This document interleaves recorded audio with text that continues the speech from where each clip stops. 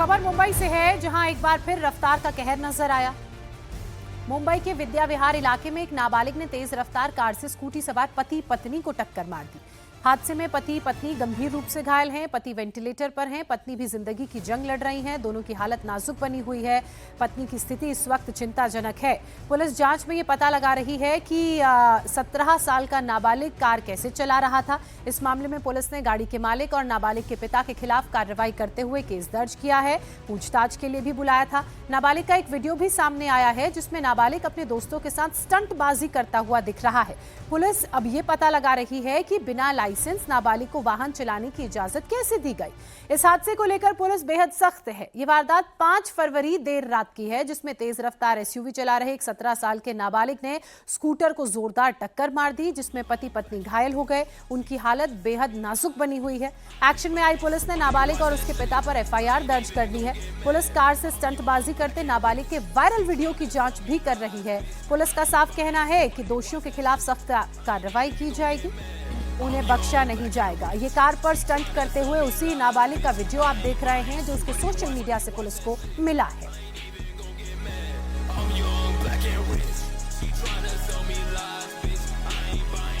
कोई आपको कार की छत पर दिख रहा है, कोई बोनट पर बैठा हुआ है और कुछ लोग तो खिड़की से बाहर निकले हुए हैं। और ये जो गाड़ी चला रहा है वो वही 17 साल का नाबालिग है, जिसने स्कूटर को टक्कर मार दी। ये वीडियो पुलिस को नाबालिग के सोशल मीडिया अकाउंट से मिला है।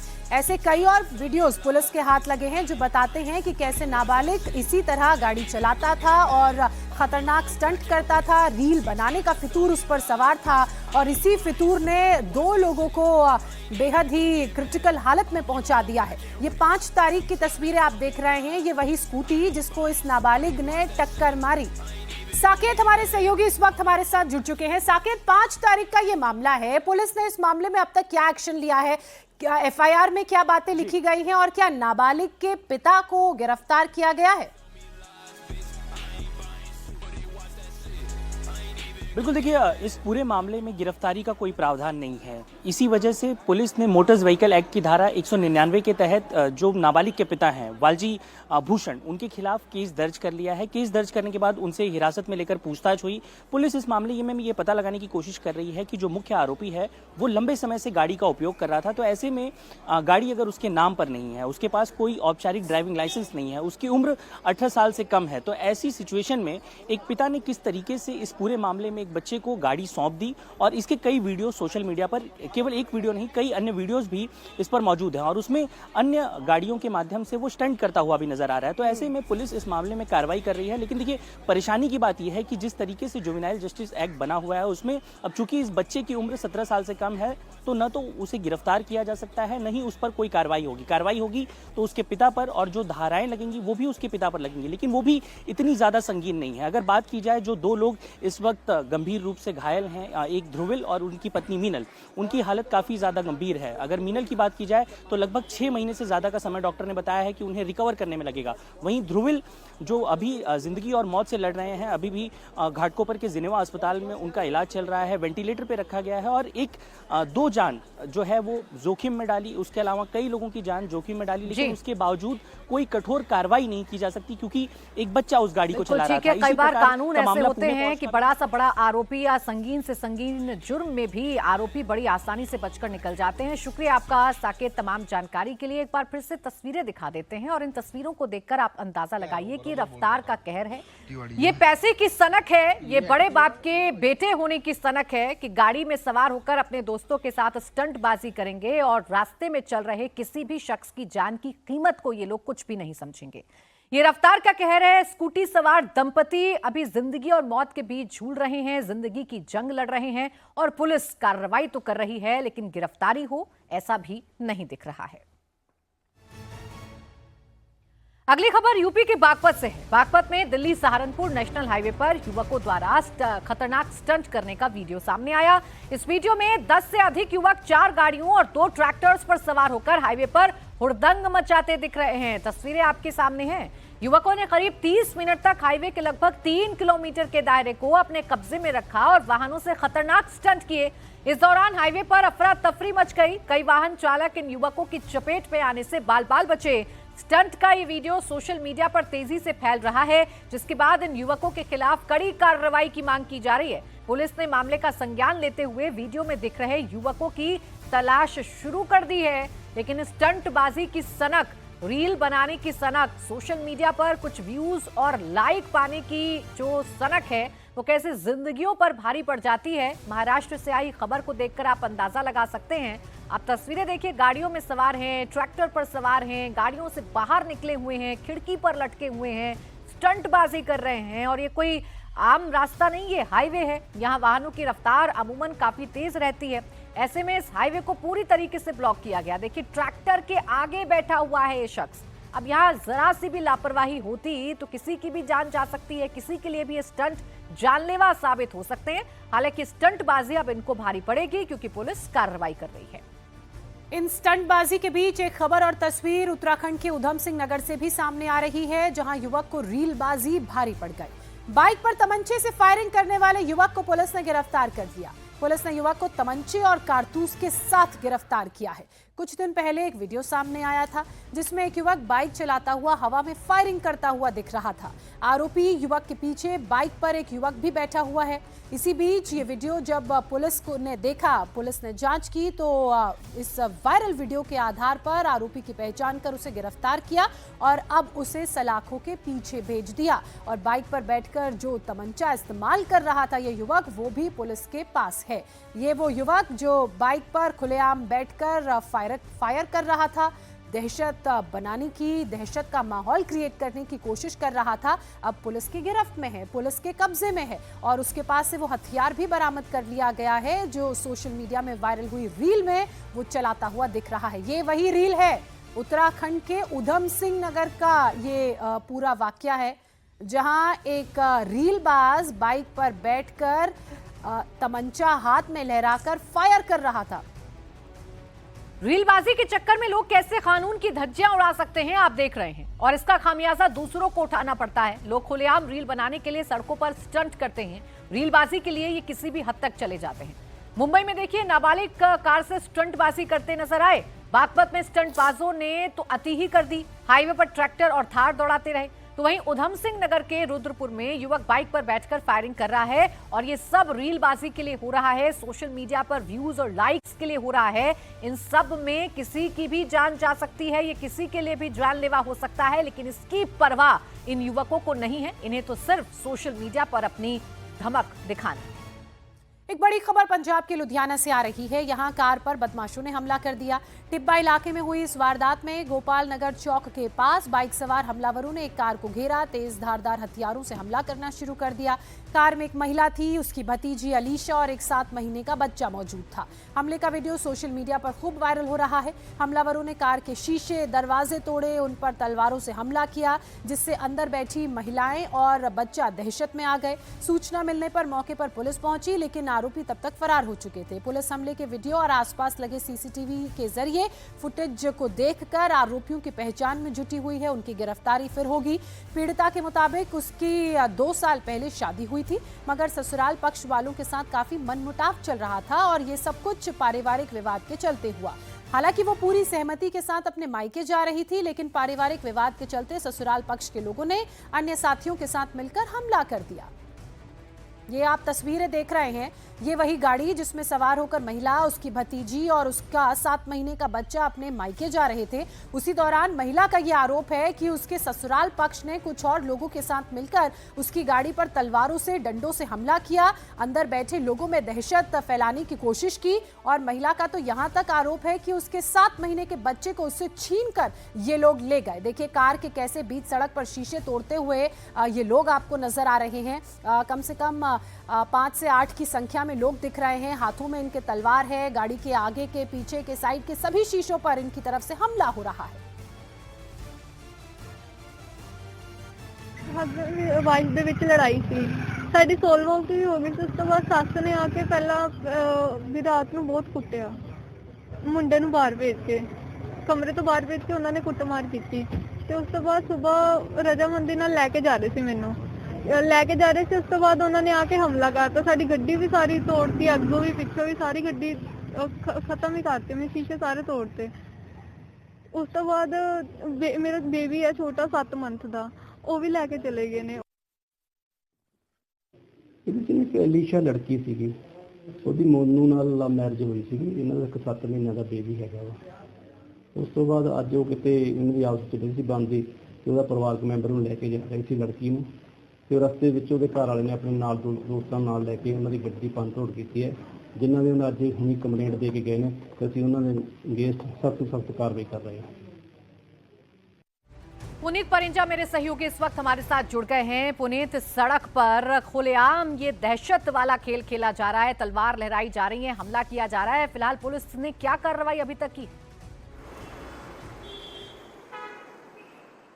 देखिए ये पूरा का पूरा जो इंसिडेंट है ये लुधियाना का है, टिब्बा नगर इलाका है और वहीं पर गोपाल चौक के पास ये पूरा इंसिडेंट होता है और ये आपसी गृह क्लेश का एक मामला है जिसमें 7 महीने के बच्चे को जो ससुराल पक्ष के लोग हैं वो अपने साथ छीन कर ले जाते हैं और दहशत इसलिए फैल जाती है क्योंकि तलवारों से वो उस महिला और उसके साथ एक उसकी भतीजी बैठी होती थी उसी कार के अंदर और जब हमला किया जाता है। बहरहाल पुलिस अब जो है वो लगातार छापेमारी कर रही है और ससुराल पक्ष के जो लोग हैं वो फरार बताए जा रहे हैं और पुलिस उन्हें ढूंढने का प्रयास कर रही है। आरोपियों की पहचान, क्योंकि सीधा मामला जो था वो ससुराल पक्ष से था, इसलिए पुलिस को पहचान इसमें पूरी तरह से कर ली गई है और लगातार छापेमारी की जा रही है। हालांकि अभी तक जो है पुलिस के जो पूछताछ जो है वो कर रही है, लेकिन आरोपी अभी जो है गिरफ्त से बाहर हैं। जी, और यही कारण है कि सीसीटीवी फुटेज के जरिए भी आरोपियों की तलाश और पहचान में पुलिस जुटी हुई है। बहुत शुक्रिया पुनीत आपका तमाम अपडेट्स के लिए। नशा तस्करों के खिलाफ पंजाब पुलिस का ऑपरेशन प्रहार जारी है। पंजाब पुलिस का 72 घंटे का ऑपरेशन प्रहार आज भी चल रहा है।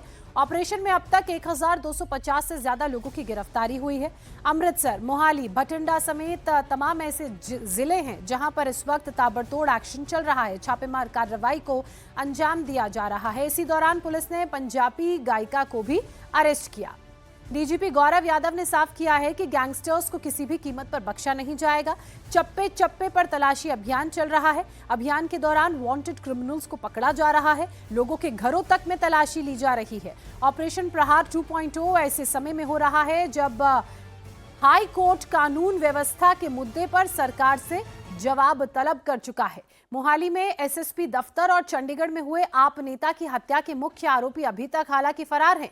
विरोधी दल कानून व्यवस्था के मुद्दे पर लगातार सरकार को घेर रहा है और ऑपरेशन काफी अहम इस दौरान माना जा रहा है। इस ऑपरेशन के लिए पूरे पंजाब में 12,000 पुलिस जवान छापेमार कार्रवाई को अंजाम दे रहे हैं। ऑपरेशन प्रहार का फेज 1 20 जनवरी से शुरू हुआ था। इस दौरान कुल 12,000 से ज्यादा लोगों पर कार्रवाई की गई और ऑपरेशन प्रहार का फेज 2 यानी कि प्रहार 2.0 अब तक इस समय 1250 लोगों को पकड़ा गया है और छापेमार कार्रवाई अभी भी जारी है। और अब बात जयपुर की करेंगे। जयपुर में 50.5 किलोग्राम नकली पनीर जब्त किया गया है। नकली पनीर तेल और मिल्क पाउडर से बनाया जा रहा था। मदीना डेयरी पर यह छापेमारी की गई है। डेयरी के मालिक मुस्तफा खान से पूछताछ की जा रही है। 650 किलो पनीर उसकी फैक्ट्री से बरामद किया गया है। ये नकली पनीर है जो बरामद किया गया है। सोचिए इसकी क्वांटिटी है 650 किलो। अब ये मार्केट में जाता तो कितना जानलेवा साबित होता, लोगों की सेहत को कितना नुकसान पहुंचाता। लेकिन उससे पहले नकली पनीर मार्केट में जाता, इसे पकड़ा गया, यहां पर कार्रवाई की गई, छापेमार कार्रवाई की गई। मिल्क पाउडर के जरिए इस पनीर को बनाया जा रहा था। आपको याद दिला दें कि राजस्थान में लगातार ये ताबड़तोड़ छापेमार कार्रवाई चल रही है। कभी नकली पनीर जब्त किया जाता है तो नकली जीरा जब्त किया जाता है। ये तमाम ऐसी बातें हैं जो फिलहाल फूड सेफ्टी विभाग जांच पड़ताल कर रहा है और ये पता लगाने की कोशिश कर रहा है कि मिलावटखोर चंद मुनाफे के लिए या चंद पैसे कमाने के लिए कैसे जान के साथ खिलवाड़ करते हैं, स्वास्थ्य के साथ खिलवाड़ करते हैं। जयपुर से एक और बड़ी खबर आ रही है। जयपुर में फूड सेफ्टी विभाग ने बड़ी कार्रवाई को अंजाम दिया है। मैकडॉनल्ड में भी खराब तेल बरामद हुआ है। मैकडी से दूषित खाद्य सामग्री पकड़ी गई है। सब्जियां भी जो यहां मिली वो सड़ी हुई थी। खराब क्वालिटी वाले तेल में फ्रेंच फ्राइज तली जा रही थी। तेल की टीपीसी 25 से ज्यादा मिली। तय मानक 25 है, लेकिन तेल की टीपीसी 31 पाई गई, जो तय मानक से 6 ज्यादा है।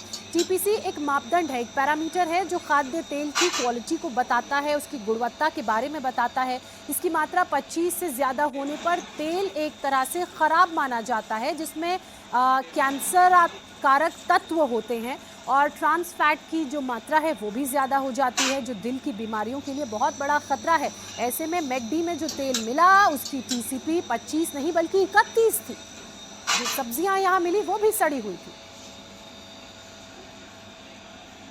मनीष भट्टाचार्य हमारे सहयोगी हमारे साथ जुड़ चुके हैं। मनीष, जयपुर में हो क्या रहा है? पहले यहाँ नकली दूध, नकली जीरा, अब नकली पनीर और खराब क्वालिटी का तेल इस्तेमाल हो रहा है। सीधे सीधे लोगों की सेहत के साथ खिलवाड़ किया जा रहा है। जी हाँ, बिल्कुल। देखिए, ये कल भी रेड मारी गई थी और सबसे पहले जो सीएमएचओ हैं रवि शेखावत, उनकी जो टीम ने रेड मारी उसमें तो 650 किलो नकली पनीर, जो कि अलवर से 200 रुपये किलो प्रति किलोग्राम की उससे ये मंगवाया गया था। रामगढ़ अलवर से वहाँ से ये नकली पनीर मांगा गया था और यहाँ पर लाकर सप्लाई किया जा रहा था। मदीना की डेयरी और जयपुर के जो परकोटे इलाके में है ये तमाम नकली पनीर को सप्लाई किया जाना था, लेकिन उससे पहले ही रेड मारी गई और उसके बाद ये 650 किलो पनीर नष्ट किया गया। उसके अलावा मैकडोनल्ड है जहाँ पर फ्राइड ऑयल, पाम ऑयल और लगभग सड़े गले टमाटर और सब्जियां जो थी वहां पर मिला। और जो पाम ऑयल और जो नकली जो ऑयल यूज किया जा रहा था वो तय मानक से बिल्कुल ज्यादा खराब थे।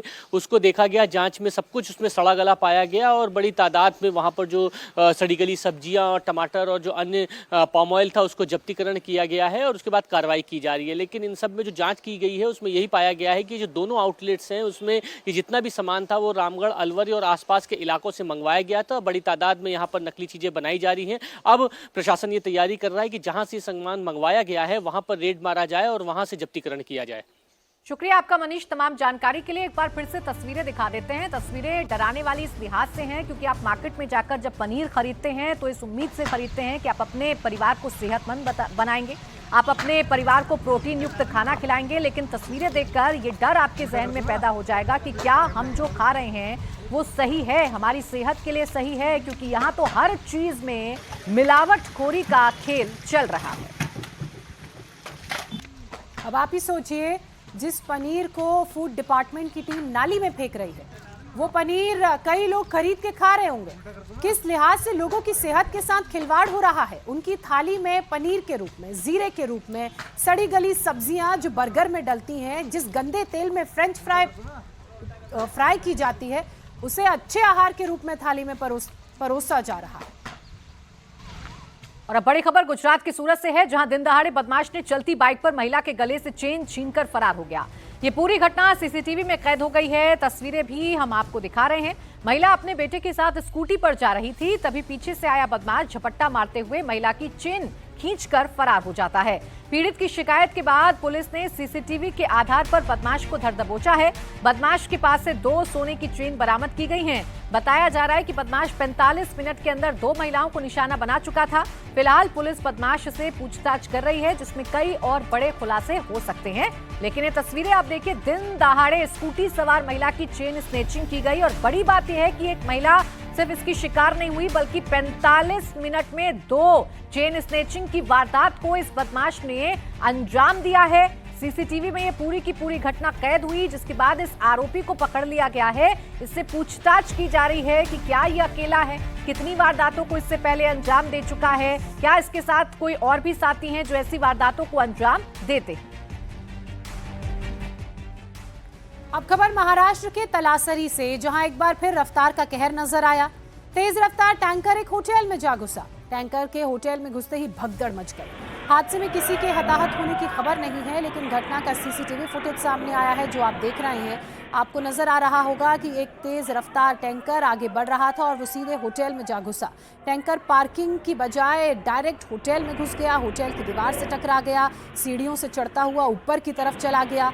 बड़ा हिस्सा क्षतिग्रस्त हो गया। हालांकि गनीमत इस बात की रही कि जिस वक्त टैंकर बेकाबू रफ्तार के साथ आगे बढ़ रहा था उस वक्त उस होटल में कोई मौजूद नहीं था। उस होटल की सीढ़ियां और जो बाउंड्री का इलाका है वहां पर कोई मौजूद नहीं था। सभी होटल के दूसरे हिस्से में थे, नहीं तो एक बड़ा हादसा हो सकता था।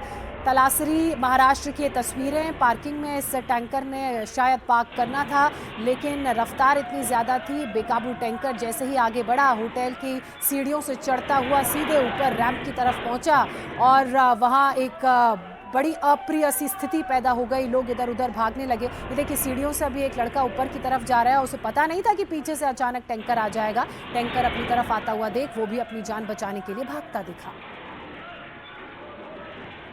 और इस वक्त की बड़ी खबर कानपुर से। कानपुर लैम्बोर्गिनी कांड से जुड़ा नया सीसीटीवी फुटेज सामने आया। हादसे के वक्त का सीसीटीवी फुटेज सामने आया। वीआईपी रोड पर दिखी तंबाकू कारोबारी के मिश्रा के बेटे शिवम मिश्रा की लग्जरी गाड़ी। हादसे के तुरंत बाद लोगों की भीड़ जुट गई थी। तस्वीर हम आपको दिखा रहे हैं। रफ्तार का कहर और पैसे की सनक, ये दोनों ही बातें हैं जो इस घटना को देखकर समझ में आती है। महंगी गाड़ियों का शौक है तंबाकू कारोबारी के बेटे को। महंगी गाड़ियां आपने उसके घर में देखी होंगी, जब इनकम टैक्स ने रेड मारी थी उस दौरान भी देखी थी। बड़ी बात यह है कि यहां पुलिस की बड़ी लापरवाही देखने को मिली थी, क्योंकि शुरुआती तौर पर पुलिस ने एफआईआर में किसी का नाम नहीं लिखा था। इन तस्वीरों में भी आप देखिए लैम्बोर्गिनी कार जिसने रविवार दोपहर 6 लोगों को टक्कर मार दी थी, रोड पर लगे सीसीटीवी में ये कैद हो गई। हादसे के ठीक पहले का ये वीडियो है। अब एक और तस्वीर इस वक्त आपके सामने रखने जा रही हूं। ये हादसे के तुरंत बाद की तस्वीर है। जैसे ही लैम्बोर्गिनी ने लोगों को टक्कर मारी, वैसे ही मौके पर अफरा तफरी मच गई, लोग भागने लगे। हादसे के तुरंत बाद शिवम के बॉडीगार्ड्स भी नीचे उतरे। यह हाई प्रोफाइल मामला है। 8 करोड़ की लैम्बोर्गिनी कार से 6 लोगों को टक्कर मारी गई। पहले तो एफआईआर में तंबाकू कारोबारी के बेटे शिवम का नाम ही नहीं जोड़ा गया था। प्रेशर बढ़ा तब जाकर नाम जो है वो एफआईआर में डाला गया। ये वही तंबाकू कारोबारी है के मिश्रा, जिनके दिल्ली और कानपुर के ठिकानों पर मार्च 2024 में छापेमारी हुई थी और दिल्ली वाले आवास में लाइन से महंगी गाड़ियां खड़ी हुई थी। नोट भी जब्त किए गए थे। वो तस्वीरें भी आपको याद होंगी। और अब जब शिवम मिश्रा के मिश्रा का बेटा है, अपने बाप के पैसे के बल पर लैम्बोर्गिनी कार चलाते हुए रोड पर चल रहे किसी भी आम आदमी की जिंदगी को कीमती ना समझते हुए रफ्तार का कहर बरपा रहा था। सबसे चौंकाने वाली बात यह थी कि लैम्बोर्गिनी ने 6 लोगों को टक्कर मारी। लोगों ने देखा, प्रत्यक्षदर्शियों ने बताया, लेकिन पुलिस ने शुरुआती जांच में शिवम मिश्रा का नाम लिखना भी जरूरी नहीं समझा था।